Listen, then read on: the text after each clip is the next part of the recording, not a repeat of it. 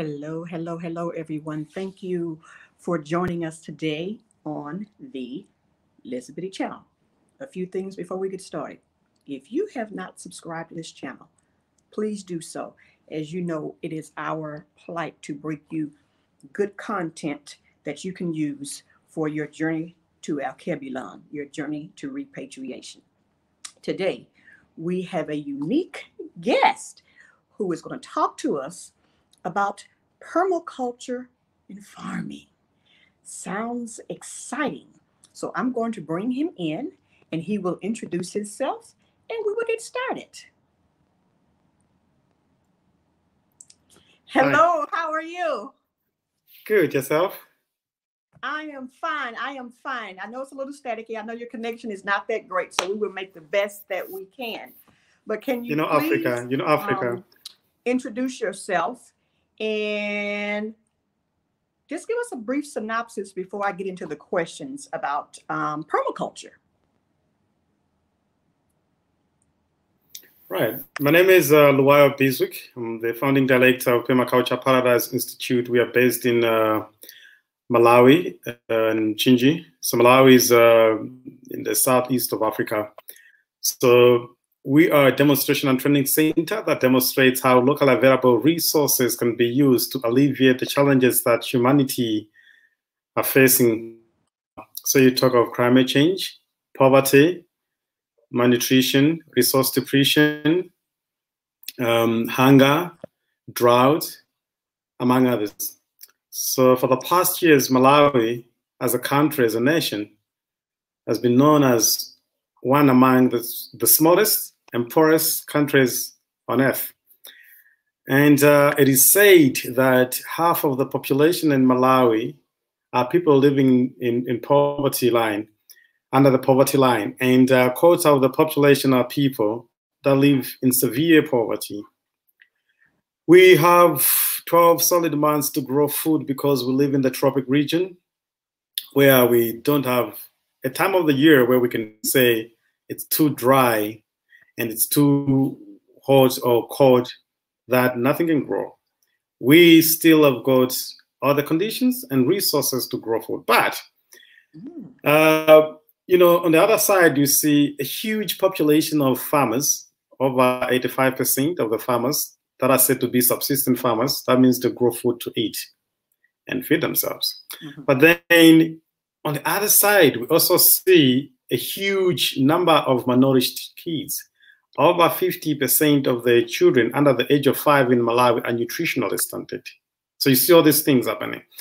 So this is the reason why we demonstrate a better way of living and farming in harmony with nature so we can alleviate such problems. So we are not part of the problem, but we are part of the solution. We are here to demonstrate how humanity could sustainably live in harmony and deep respect of nature, but by providing our needs. So we design our life to meet our needs and respect to the ecological systems, because we're not masters of creation, but rather we're just part of creation. So we need to coexist with all the living organisms because we're just part of nature, not above nature. Okay. Let me ask you this. Why should we be concerned with permacultural farming? Why is that important? Well, it's not permaculture that is important, but the solutions that permaculture brings to the challenges that we face, you know. Yeah, so, well, globally, you know, humanity has been facing a lot of challenges, not just Malawi. If you talk of climate change, it's a global issue. If you talk of poverty, it's a global problem. If you talk of malnutrition, it's a global problem. But the reason being that humanity, the human beings are not responsible for their own actions because we are too much on the consumptive side, not on the productive side. So why permaculture is important, why it should be concerned of permaculture, it provides solutions, design tools or design science for sustainable living, a design science that provides solutions to all the problems, being it religion, political, social problems, and ecological problems as well. Okay, so can you say, you're saying that it basically provides solutions in the farming realm. So then what would some benefits be of doing permaculture? What would some benefits be? The use of locally resources, available resources like organic fertilizer in place of synthetic fertilizer. That's one of the benefits, because right now the government is busy subsidizing fertilizer so that farmers can access the synthetic fertilizer. So the cost of fertilizer is being dropped because the government is subsidizing it. But now you look at the implications of application of synthetic fertilizer to ecological systems, it's got lots of negatives. So in the wrong line, farmers will still have to chase for other sources, alternatives to reverse the challenges that deliberately created by the application of fertilizer. So that's number one. People are able to access natural fertilizer. For example, the amount of urine a single person loses per year is equivalent to the amount of fertilizer that you can grow food and feed one person for a single year. Meaning each one of us has got the ability to produce our own fertilizer. So that's the benefit. So we do not need to use money in order to purchase farm inputs like fertilizer. And the seeds, the benefit will be permaculture promotes organic and open pollinated seeds in opposition to genetically modified engineered seeds. So what does that mean? Farmers will be able to multiply, keep, and harvest their own seeds. They'll have their own seed banks, so like a cheap, free seed bank. Instead, like basically heirloom, what we call heirloom seeds, a Monsanto. Exactly, heirloom seeds. Okay. Yeah. Okay. So you see the heirloom seeds. They are there, but now you look at these multinational companies promoting hybrid and genetically modified seeds, and that means we are only benefiting the multinational companies, big companies, not the poor farmers in the communities. And then the other benefit on the farming side would be, let's say, climate change. Permaculture promotes diversity. So you talk of genetic diversity, species diversity, space diversity, functional diversity, and temporal diversity. When it's too cold, when you have too much water, for example, like the floods that we talk about every year in Malawi, in a permaculture system, permaculture provides a resilient system that withstand and adapt to such situations. So we can easily adapt to the changing of the climate instead of just thinking of mitigating climate, you know. So we can adapt to the changing of the climate because climate will still be changing. But as climate smart farmers, we need to be able to understand on how we can easily adapt to the changing of the climate. So, like, for example, in the areas that experience droughts are the same areas that experience floods. Flood and drought, these are two opposite situations, but these happens in the same area in Malawi, the same district. In a permaculture system, you wouldn't have flood because we have so much water-loving plants that sucks a lot of water, and the system, the soil is well drained so that all the water goes into the soil instead of floating above the soil. And then when it's drought season, when there's no water at all, we have trees, shrubs, forbs that are perennial plants, you know. So farmers can literally live in the phases of abundance, being it the rain season or the dry season. So these are other benefits. And then the other benefits on the economic side, you know, Malawi is one of the countries that focuses much on tobacco, and other countries focus on wheat, cotton, and the like. But these crops are monocropped. But then when you have a permaculture system, a very diverse farm, you have options. If groundnut price drops down, you can sell soya, you know. If the price of soya drops down, you can sell maize, fruits, vegetables, herbs. all these things. So because it's a well-diverse system that mimics natural systems. If you look at a forest, a natural forest, it's full of diversity. Fruits, vegetables, medicine, Yes. building supplies, you name them. So you look at a permaculture farm, which is well diverse, as compared to a monocropped farm with a single crop. This monocropped farm will have a lot of inputs, will require a lot of inputs than this one, the permaculture farm. So that would be another benefit. So there are lots of benefits, not just benefits towards humanity, but benefits that provide for the needs of, that goes to human beings as well as all the creatures on earth. All So the other animals on it. Okay. Exactly, exactly. So it's not just the plants, you have the plants as well as the animals. And then on the animals, we do not just talk about the regular domestic animals, but also talk about natural caterpillars, you know, the giant crickets and all these things. Just today we were harvesting our giant crickets, and then the interns were laughing. We're like, we didn't know that these are animals kept on the farm. Yeah. So we're like, nature provides for the needs of humanity. Unfortunately, what we give it back is just I don't know. We don't give it the favor that we receive from nature. Yeah. Let me ask you this then. So if I had a small farm, would animals be required for me to practice permaculture? Sure, yeah. It's an integrated system. It's an integrated system. So, gotcha.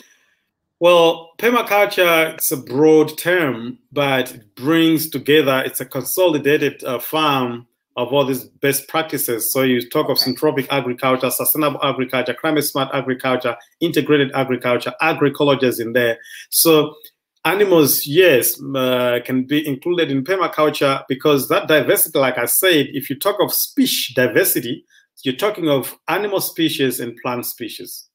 Mm-hmm. If you're talking of genetic diversity, you're just talking about the degree of genetic information within and between species. So animals are also part of the system, and we just call them elements. Gotcha, gotcha. Oh, okay. So that's more say the technical term that you would use, like you say when you're calling them elements. So exactly. My next question to you would be: so let's say someone has a small farm, and I mean really small. I'm only going to say 2 acres of land. Okay, how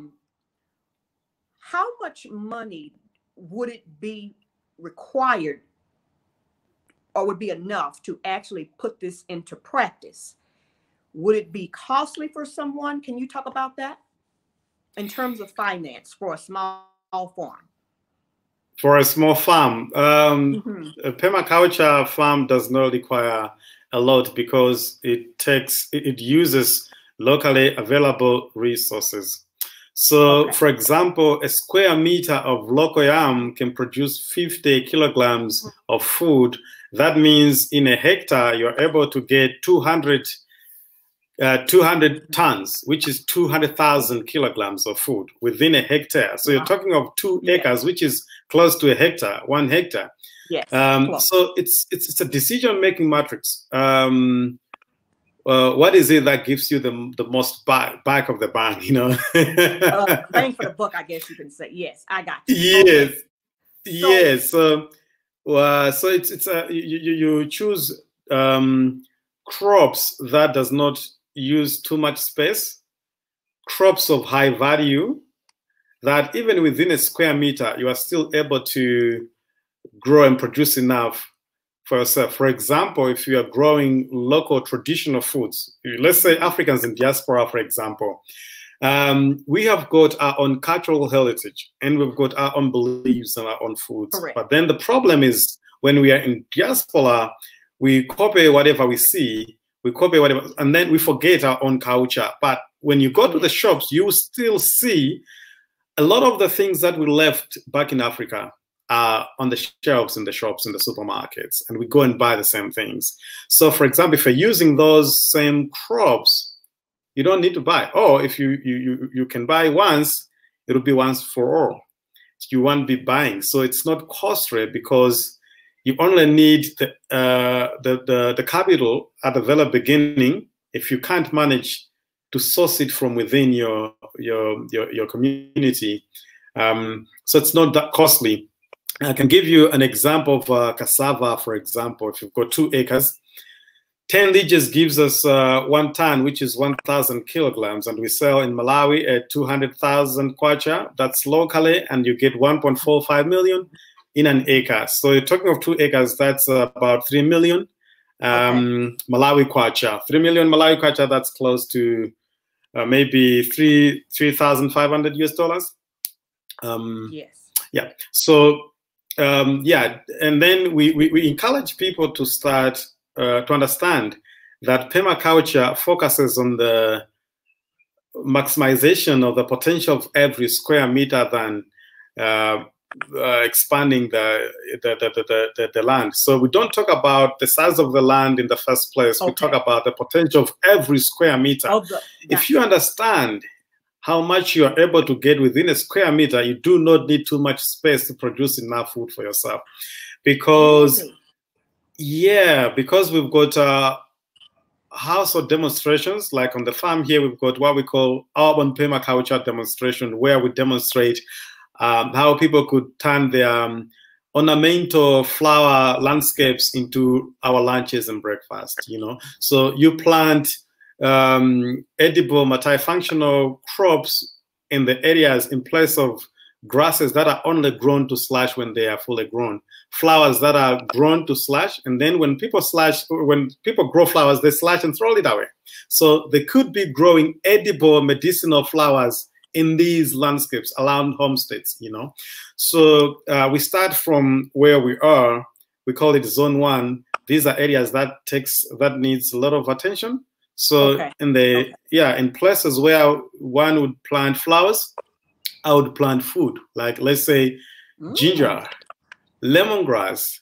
Yeah. We talk of strawberries. We grow strawberries just around our house, you know, kale, spinach, carrots, onion, you name them. So all these vegetables are placed in the areas where we spend the most of our time, where we spend the most of our energy.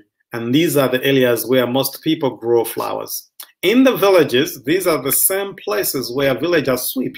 So they sweep everything, they burn everything, but so literally they are sweeping away food. And in a permaculture system, it's an integrated farm where you have a house and all the water from the house is harvested into a tank or fish pond. And then around the house where one would plant flowers, we grow food. And then above the house on the roof, we have solar panels that generates electricity. And then behind the kitchen, we have a biogas system that produces gas for cooking. And then that gas is generated for biodegradable materials like kitchen leftovers and animal manure. So it's an integrated farm. Okay, so do you actually go out and aid farmers then to show them how they actually can maximize, like you said, square meters instead of thinking in the totality of 1 acre? Do you actually help them to do that? Yeah. So the first thing is that we demonstrate whatever works for us. We go out and teach people. And there are poor farmers in the communities that cannot manage to pay for our courses. We teach them, we train them for free. And then there are people, we also offer consultancy services where we go out and help people establish farms. So organizations, individuals. So we work with different organizations and individuals that are willing to change, transform their piece of land into a permaculture farm. So we offer those consultancy services. People hire us and then they pay for those services. Yeah. Okay. So let's change a bit. When you think about the diaspora, Blacks in the diaspora, so they are coming over onto the continent basically to live long term out their final days here on Earth.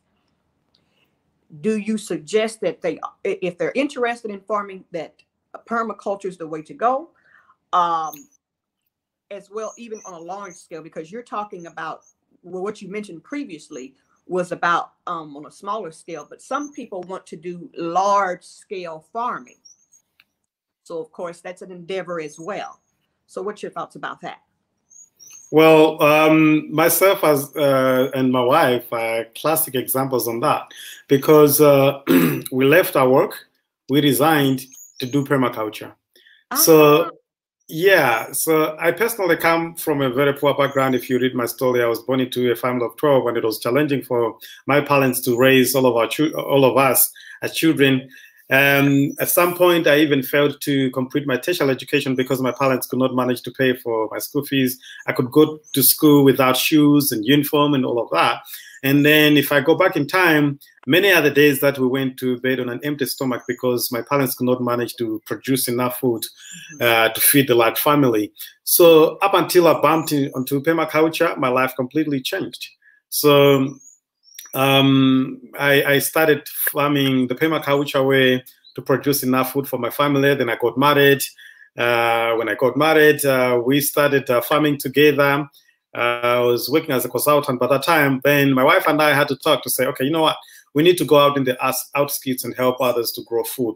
But we cannot do that whilst we're employed. So we need to quit job and go out there and design a different life before we teach others. So we designed a life aware out of these challenges, out of these predicaments. We overcome our own challenges. We grow enough food, and then we employed other people to be living with us. So we have interns, students that come from different universities. We feed them.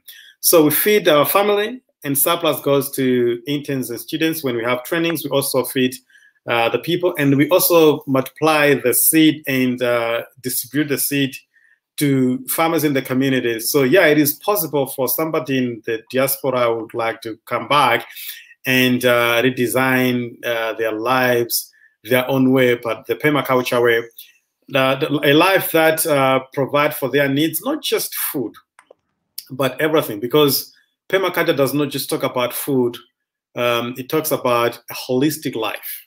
Okay. You know, so yeah, even you talk about having your own studio, having your own yoga place, having your own gym, designing the farm so that when you would like to go to the gym, the farm becomes your immediate gym, things like that. So it's like a studio. It's full studio that's got everything in it, you know, all the tools, all the equipments needed. So it is very much possible. People can have a farm and build houses out of natural materials. Like the house we live in is a round earth house. It was just built out of earth. I love them. You know, so it's a round earth house, uses solar and biogas, and we grow enough food to feed ourselves and then the community around us. So if we're able to feed ourselves, number one, and surplus goes to the community, number two, that means it is possible. And then the other thing is that we are not donor funded. We do not take we do not write proposals. We can take grants, whatever, but we do not write proposals because we realized that a lot of the funding that has come into our country has never helped Malawi at all, to be honest, because it has never been used the way it was intended to. So the money goes to workshops and paying allowances and the administration, but the poor farmers in the communities remain the same. So the beneficiaries gets even 5–10% of the total funding. So that's what we did not like. And then on the other side, we also did not like to be dictated by people that do not have an idea of what we wanted or what we would like to achieve by the end of the day. So if we take funding from somebody and he's going to dictate us on how to use the funding, and that is going to compromise our dreams. So that's what we did not like too. So we wanted to do what we thought would be a solution to Malawi problems and global challenges that people are facing, and everyone can do it without or with money by starting small, because small is beautiful, making these changes for the greatest effect ever, and then building onto that. You know, it's interesting because you're absolutely correct. When you begin to write these proposals and things, you are binded to the constraints of the person who is funding, the funder. And yes, they can have all of these lists of things and parameters that you are not to go outside of, etc. So I commend you for that in saying, no, we're not going to do business that way. That is very commendable. Whereas most people would not do that. But I recognize the importance of that because, as you said, you can actually water down what you're actually trying to do because whoever the person or the company is saying you only can operate within this parameter or this set of rules. So that is commendable as well. I have to say, for us, I'm a little seasoned lady, but as I grew up, we always grew up with what we're calling organic farming now. Mm-hmm. But the farming that we're calling organic was the normal way that what we grew up on. So I find it a bit, and I know what it is. It's propaganda to make money, which is what it is with the West, because this is what they ushered in, the GMO and all of this. And I have to applaud you as well, as you were talking about reusing the seeds from what the farmers are already growing and to basically replant those, because GMO is causing devastation in in these Western countries. You know, there's a lot of unknowns in that. I mean, science can only do so much. There's still unknowns that cannot be answered. And a lot of the GMO stuff, people are suffering from all kinds of health ailments.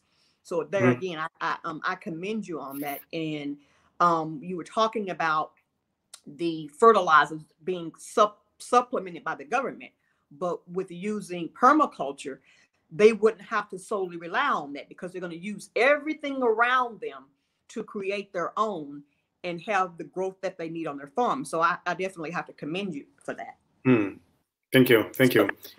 So I want to say, again, I don't want to keep you long, but I want to say this will give the viewers, once this broadcast, this will give the viewers an idea as to at least the beginning stages of actually what this would take for them to basically start permaculture on their land, even if they're just going to do it for themselves and not in a large capacity. So that's totally understandable. Let me ask you this. Have you ever traveled to teach it, permaculture on other farms outside of Malawi? Yeah, I've been to a couple of countries like South Africa, Zimbabwe, and Kenya, Zambia. Yeah, so I've traveled to a couple of countries to teach permaculture. And before COVID, they don't know. They'll be saying, "Well, listen, but you have this guy on. How can we reach him?" So if you are watching and you want Mr. Biswick's information, send me an email. I will ask you a few, because I don't want to inundate him with folks who playing. This is business here. So I've been to Europe a couple of times as well. I've been to Europe a couple of times as well. But the thing is, I do know all these situations and the conditions and the variations as well. And permaculture as a design science, it only provides design tools, so you can practice it wherever, well, whether it's in Malawi, wherever. Yeah. Right, so, because the diaspora is moving into many places on the continent. So definitely it can be practiced, anywhere except very difficult to practice in the West. I'm just saying. Yeah, God willing. Yeah, you're right. God willing, we should be commissioning another project which will be called Africans in Diaspora, where we would like to be bringing friends from different parts of the world to Malawi and get trained in permaculture, and then send them back so that they can still be practicing wherever they are. So it doesn't matter whether they're coming back, but they can practice it wherever they are, because we've had a lot of requests from lots of friends saying, would you send us such seeds, whatever, because I do a lot of advocacy of the work that we do. So yeah. Okay, well, awesome. Excuse me. So this will air a little bit later.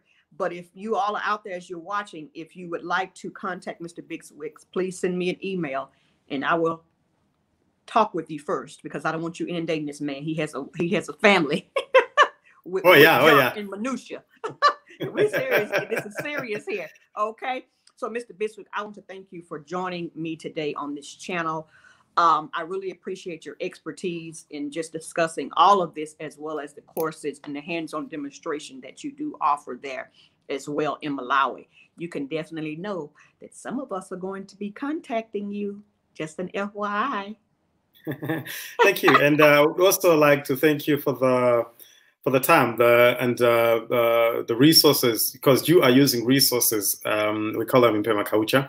Yes. The time, platform, and the resources so that we can have this conversation. The world needs a lot more solutions to address the challenges that we're currently facing.